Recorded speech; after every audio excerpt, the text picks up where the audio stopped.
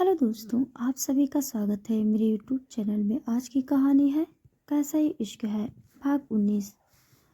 जीवन का केबिन। करीब 1 घंटे के बाद कश्वी अपने प्रेजेंटेशन पूरा किया। जीवन कश्वी का प्रेजेंटेशन से बहुत इम्प्रेस था। वो कश्वी से बोला, गुड, बहुत अच्छी तरीके से प्रेजेंट किया है तुमने। कश्वी मुस्कुराकर बोली, थैंक यू सर। जीवन टाइम देखते हुए बोला, ओके, कल इसके बारे में डिस्कस करते हैं, जाओ। कश्मीर मन ही मन बोली, लगता है इनकी गर्लफ्रेंड से बात करने का वक्त हो गया है। जीवन उसको देखकर बोला, क्या सोच रही हो? कश्मीर हड़बड़ा गई और चूड़ियां लेते हुए बोली, कुछ नहीं सर, मैं निकल रही थी।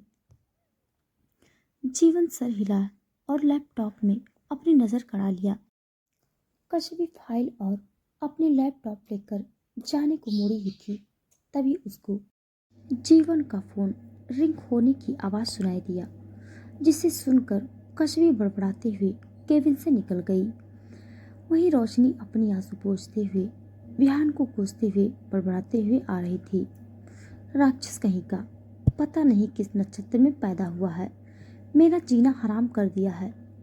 मैं अपनी भाई से मिलने क्यों न जाऊं? ये तो ऐसे बिहेव कर रहा है जिससे मैं अपनी बॉयफ्रेंड से मिलने जा रही हूँ। रोशनी विहान को बुरा भला कह के आगे बढ़ रही थी, तभी उसको सामने से आते हुए कश्वी दिखी, जो उसी की तरह बड़बड़ाती हुई आ रही थी। रोशनी चेहरे पर बड़ी सी स्माइल लिए उसकी ओर बढ़ गई। कश्वी उसको देखकर मुस्कुरा दी और बोली, आप मेरा वेट कर रही थी? रोशनी बोली, अरे नहीं, मैं तो ऐसे ही यहाँ से गुजर रही थी तो तुम दिखी, इसीलिए आ गई। वैसे तुम चूड़ियाँ को क्यों उतारी? कश्वी, अयो अम्मा, मैं आपको सब बताती हूँ, चलिए डेस्क पर जाकर बात करते हैं। रोशनी हाँ में सर हिलाई और दोनों साथ में चले गए। दूसरी तरफ एक गुफा, बाहर से गुफा दिखता था पर अंदर से एक बड़ा सा महल था। एक कमरा जहाँ कोने में बड़ा सा तस्वीर लगा हुआ था। उस तस्वीर पर कहीं से रोशनी पड़ रही थी। वो एक लड़की की तस्वीर थी। विद्युत उस तस्वीर को अजीब तरीके से छूते हुए अपनी गर्दन साइको की तरह घुमा रहा था। विद्युत धीमी पर खतरनाक आवाज में बोला, तुम्हें मुझसे भागने की कोशिश नहीं करनी चाहिए थी डार्लिंग। अब देखो कहाँ आ गई। मैं तुम्हें मारना नहीं चाहता था पर तुमने मुझे मजबूर किया। पर कोई बात नहीं, रोशनी के जरिए मैं तुम्हें फिर से लाऊंगा और तुम्हें इतना तड़पाऊंगा कि तुम फिर से मुझे दूर जाने की कोशिश भी नहीं करोगी। मुझे पता है तुम्हारी रूह अभी भी है। बस एक बार रोशनी मेरे पास आ जाए, फिर उसके शरीर में तुम्हारी रूह को बांध कर रख दूंगा। फिर डेविल स्माइल करते हुए बोला, उसकी जिस्म तुम्हारी रूह, मेरा मजा तुम्हारी सजा। विद्युत बोलकर राक्षस की तरह हंसने लगा। दूसरी तरफ करण की कार दिव्या के घर के सामने आकर रुक गया। दिव्या सीट बेल्ट खोलने की कोशिश करने लगी पर उससे नहीं हो रहा था। करण उसको देखे जा रहा था। दिव्या चिल्लाकर बोली, ताड़ क्या रहे हो, खोलो इसे। करण हैरान था क्योंकि अगर दिव्या की जगह कोई और लड़की वहां होती तो उससे रिक्वेस्ट करती, पर दिव्या ने तो उसे ऐसे ट्रीट किया था जैसे वो उसका नौकर हो। कर्ण सीट बेल्ट खोला और गुस्से में दिव्या से बोला, एक दिन तुम मेरे हाथों से मरोगी अगर तुम अपने तेवर नहीं बदली तो। दिव्या अपनी चप्पल उतार कर हाथ में लेते हुए गुस्से में बोली, तुम भी पीटोगे अगर तुमने मेरा पीछा किया तो। कर्ण आंखें बड़ी बड़ी करके उसको देख रहा था। दिव्या अपनी चप्पल पहनी और कार से उतरकर जोर से दरवाजा बंद कर दी, जिससे वो होश में आया और स्टीयरिंग को मारकर गुस्से में बोला, डैम इट, ये लड़की खुद को समझती क्या है? मुझे चप्पल दिखा दी इसकी तो। करण एक बार घर की तरफ देखा और कार स्टार्ट करके वहां से निकल पड़ा। शाम का वक्त कश्वी और रोशनी ऑफिस की कैंटीन में बैठकर चाय पीते हुए हंस हंस कर बातें कर रहे थे। तभी उसको खुद पर किसी की नज़र महसूस हुई।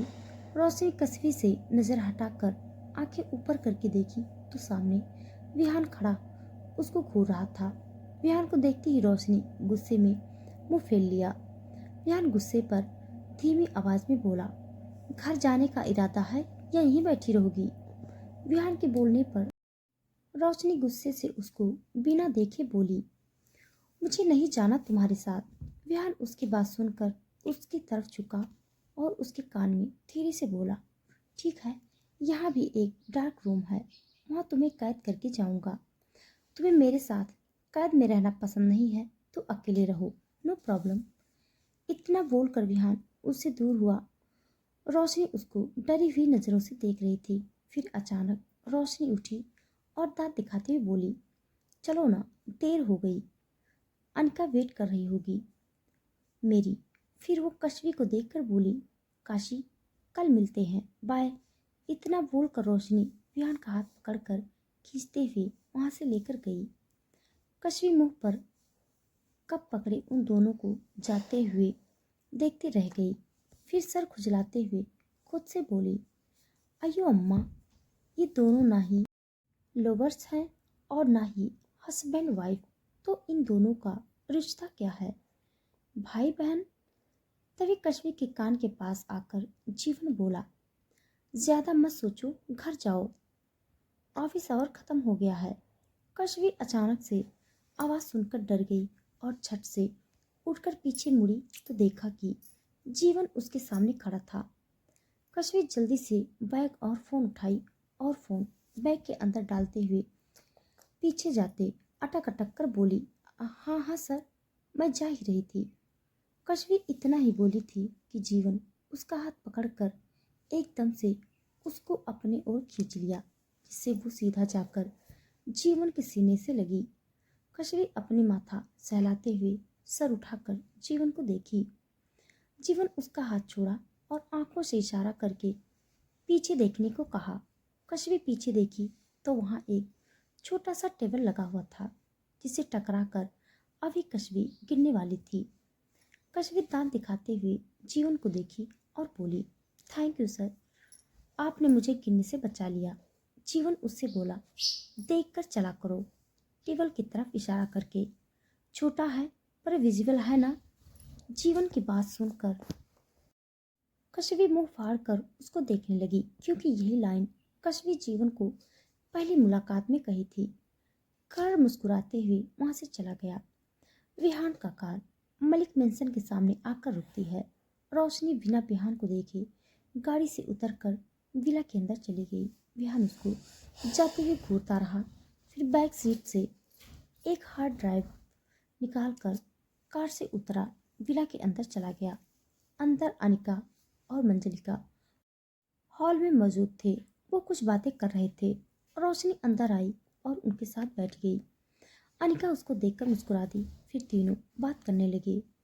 विहान अंदर आकर तीनों पर एक नज़र डालकर ऊपर चला गया। रात का वक्त, सब खाना खाकर सोने चले गए। विहान रूम से बाहर नहीं आया था। आज रोशनी को भी बहुत नींद आ रही थी, इसीलिए वो सीधा कमरे की तरफ बढ़ गई। रोशनी कमरे में आई तो देखी कि विहान सोफे पर बैठा था, फाइल को पढ़ रहा था। विहान सर उठाकर उसको देखा। रोशनी मुंह फेर कर बेड की तरफ बढ़ गई और कंबल ओढ़कर सो गई। कुछ देर बाद विहान उठा और वॉशरूम के अंदर चला गया। वॉशरूम का दरवाज़ा बंद होने की आवाज़ सुनकर रोशनी धीरे से चेहरे से कंबल हटाई और विहान को कमरे में ना पाकर जल्दी से उठकर बैठ गई और वॉशरूम के दरवाजे को घूरते हुए बड़बड़ाते हुए बोली, मुझे मेरे भाई से मिलने नहीं देगी? अब देखो मैं तुम्हारे साथ क्या करती हूँ। रोशनी इतना बोलकर डेविल स्माइल किया और फटाफट विहान की साइड की अलमारी खोली और विहान के सारे शर्ट और पैंट को निकालने लगी और फिर बालकनी की डोर खोलकर सारे कपड़े को बाहर फेंक दिया और एविल हंसते हुए खुद से बोली, वाह रोशनी, अब देखती हूँ ये क्या पहनकर सोता है आज। रोशनी फिर जल्दी से बेड पर लेटकर कंबल से अच्छे से कवर कर लिया।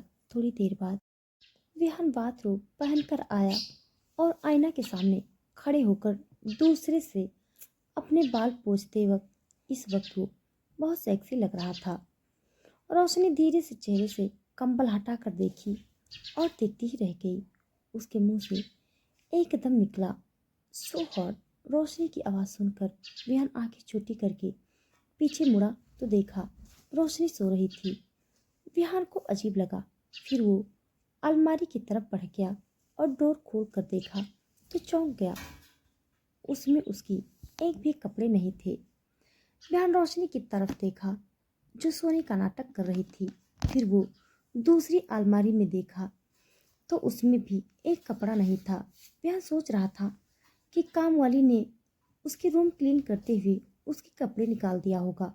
उसको बहुत ज़्यादा गुस्सा आ रहा था क्योंकि वो उसको बिल्कुल पसंद नहीं था कि उसकी चीज़ को कोई हाथ भी लगाए। विहान जैसे ही बाहर जाने के लिए एक कदम बढ़ाया तभी उसके पैर के नीचे दुपट्टा आ गया जो उसके एक शर्ट के साथ नीचे गिरा हुआ था। रोशनी हड़बड़ी की वजह से उसकी बेल्ट कपड़े निकालते वक्त नीचे गिर गया था और उसके साथ ही विहान का ये शर्ट भी गिर गया था। विहान दुपट्टा उठाया और उसको देखते हुए ही मन में बोला, ओह, तो ये तुम्हारे किया धरा है। अब देखो मैं तुम्हारे साथ क्या करता हूँ। विहान इतना बोलकर नीचे गिरे हुए अपने शर्ट को उतारा और पहनते हुए रोशनी की तरफ बढ़ गया। रोशनी जो कंबल के अंदर मुंह दबाकर हंस रही थी। जैसे ही उसने विहान के कदमों की आहट सुनी वो जल्दी से अपनी आंखें बंद करके सोने का नाटक करने लगी। विहान उसकी ओर आया और उसके ऊपर झटके से कंबल हटा दिया।